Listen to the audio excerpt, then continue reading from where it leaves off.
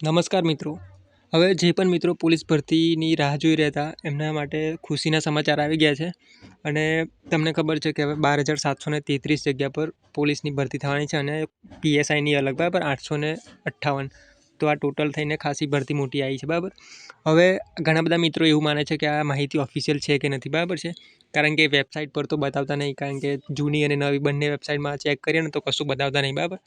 પરંતુ માનીને ચાલો મિત્રો કે આ માહિતી ઓફિશિયલ જ છે, કારણ કે દીપક રાજાની સાહેબે પોસ્ટ કરી છે, પછી યુવરાજસિંહ જાડેજાએ કીધું છે, પછી પોલીસ ઓફિસર છે 2-3 એમને બી ટ્વિટરમાં ટ્વીટ કર્યું છે બરાબર.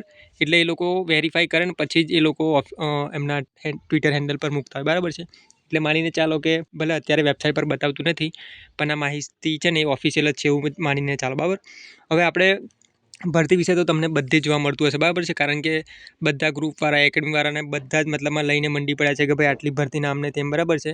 અને એકેડમીવાળા હવે શું કરશે કે ભાઈ આટલામાં ફીને આટલી ફીમાં અમારી બેચ જોઈન કરો નામને તેમ બરાબર. પરંતુ જુઓ, આ બધું તો બધા કરતા જ રહેશે બરાબર. પરંતુ અહીંયા હું તમને છે ને 2-3 માહિતી વિશે માહિતી આપવી છે મારે કે આમાં શું કરવાનું છે. જુઓ, હવે જે પણ મિત્રોને એવું લાગે છે કે રનિંગ લેટ થશે, તો હવે છે ને આ લોકોએ ભરતી પ્રક્રિયા બહુ ઝડપી કરી છે બરાબર. કારણ કે તમને ખબર છે કે આ ડેપ્યુટી સીએમએ જાહેરાત કરી હતી કે આ મહિનાના અંત સુધીમાં આવી જશે. એટલે હવે જો આવી તો ગયું બરાબર.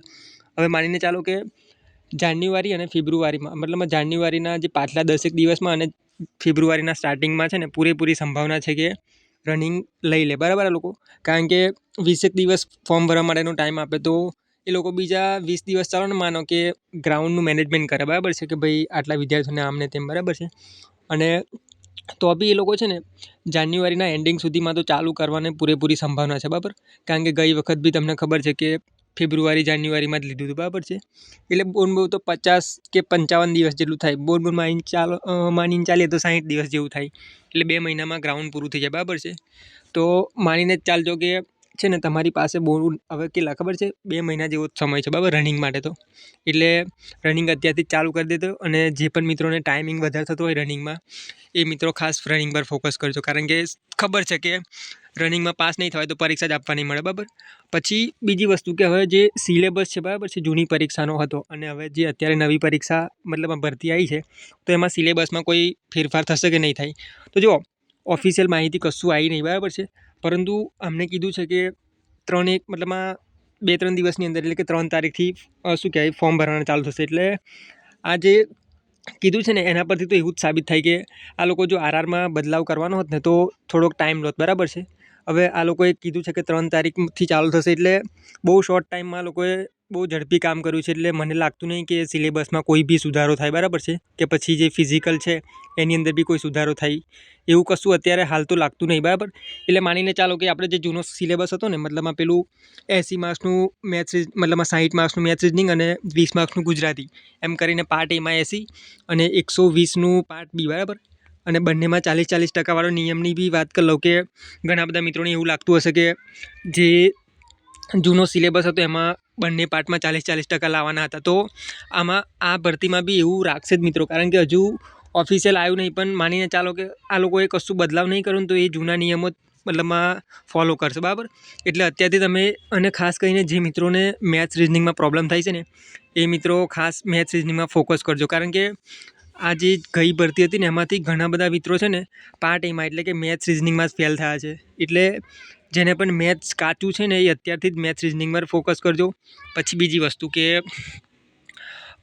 જો આપણા 2 ગ્રુપ છે બરાબર, પોલીસ કોન્સ્ટેબલનું જ્યારે આ નવી ભરતી આવી ને 2024-25ની, એની અંદર બનાવતી બરાબર. હવે એમાં ઘણા બધા મિત્રો છે અને બહુ બધી ચર્ચાઓ થાય છે પોલીસની ભરતીને લઈને બરાબર છે.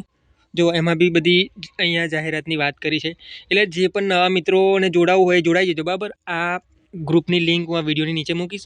અને આ એક બીજું ગ્રુપ છે, એમાં બી ઘણા બધા મિત્રો છે. એટલે બંને ગ્રુપની લિંક આ નીચે મૂકીશ. પછી બીજી વસ્તુ કે શું કહેવાય કે આ જે ભરતી છે બરાબર છે, એક જ મિનિટ મિત્રો, આજે વખતની જે ભરતી છે ને એ પીએસઆઈની સૌથી મોટામાં મોટી ભરતી છે એવું કહે છે ઘણા બધા મિત્રો. કારણ કે 2001ની અંદર કદાચ 2001માં આવી ભરતી કંઈક આવી હતી મોટી આટલી બધી, અને ત્યાર પછીની 25 વર્ષની અંદર 24-25 વર્ષમાં સૌથી મોટી ભરતી છે પીએસઆઈની. એવું બધા કહે છે, બરાબર છે. એટલે આ એક બહુ મોટો ચાન્સ છે કે પીએસઆઈ બનવા જે માંગતા હોય મિત્રો, બરાબર છે, એ લોકો તૈયારી થોડીક સારી કરે અને પેલું શું કહેવાય 100 માર્ક્સનું ડિસ્ક્રિપ્ટિવ આવશે ને એમાં થોડીક વધારે તૈયારી કરે, કારણ કે ગઈ વખત તમને ખબર છે ને કે કેટલું ટફ પૂછાયું હતું ઇંગ્લિશ ને એવું બધું. અને બીજી વસ્તુ કે મેથ્સ રિઝનિંગ ખાસ કરવાનું છે, કારણ કે પીએસઆઈમાં આખું 100 માર્ક્સનું આવવાનું છે અને પોલીસની અંદર મતલબમાં કોન્સ્ટેબલની અંદર 60 માર્ક્સનું આવવાનું છે. તો છે ને શું કહેવાય મેથ્સ રિઝનિંગની અંદર બહુ જ બધા મિત્રો ફેલ થાય છે, કારણ કે મેં બી પરીક્ષા આપી હતી પોલીસની ને પીએસઆઈની બંનેની. તો હું પણ શું કહેવાય કોન્સ્ટેબલની અંદર મારે કેટલા 1.5 માર્ક્સ ખૂટ્યા હતા, બરાબર છે, એટલે ફેલ જ થયો હતો. બાકી 1.5 માર્ક્સ આવી ગયા હતા ને તો પાસ થવાના ચાન્સ હતા, બરાબર છે, પણ એના લીધે જ મારે સિલેક્શન નહોતું થયું. એટલે આજે વખત બીજો ટ્રાય મળ્યો છે, બરાબર છે, તો આપણે તૈયારી કરશું બધા સાથે મળીને. પ્લસ બીજી વસ્તુ કે શું કહેવાય એક જ મિનિટ, તમારો કોઈ બી પ્રશ્ન હોય પોલીસ ભરતીને લઈને, બરાબર છે, તો તમે આ ગ્રુપમાં પૂછજો અથવા તો મને આ વિડીયોની કોમેન્ટ બોક્સમાં પૂછજો, બરાબર છે. કોઈ બી પ્રશ્ન હોય તો એનો જવાબ મારી પાસે હશે તો હું કહીશ, બરાબર તમને. તો આજે આટલું જ રાખીએ, અને જે પણ મિત્રો પોલીસની તૈયારી કરવા માંગતા હોય અને અત્યારે હાલ બી કરે છે એ બધા મિત્રો ગ્રુપમાં જોડાઈ જજો. અને આપણે રનિંગના બી વિડીયો મૂકીશું, બરાબર, કારણ કે અમુક વિદ્યાર્થીઓને રનિંગ થતું નહીં, બરાબર છે. તો મેં ગઈ વખતે કર્યું હતું રનિંગ બનિંગ અને મારે બી ટાઈમિંગ વધારે આવતો હતો, તો મેં કેવી રીતના ઓછું કર્યું હતું એ બધું હું તમારી જોડે શેર કરીશ, બરાબર છે. એટલે આ યુટ્યુબ ચેનલ જોડે અને આ જે ગ્રુપ છે એની જોડે જોડાયેલા રહેજો, બરાબર છે. ધન્યવાદ મિત્રો.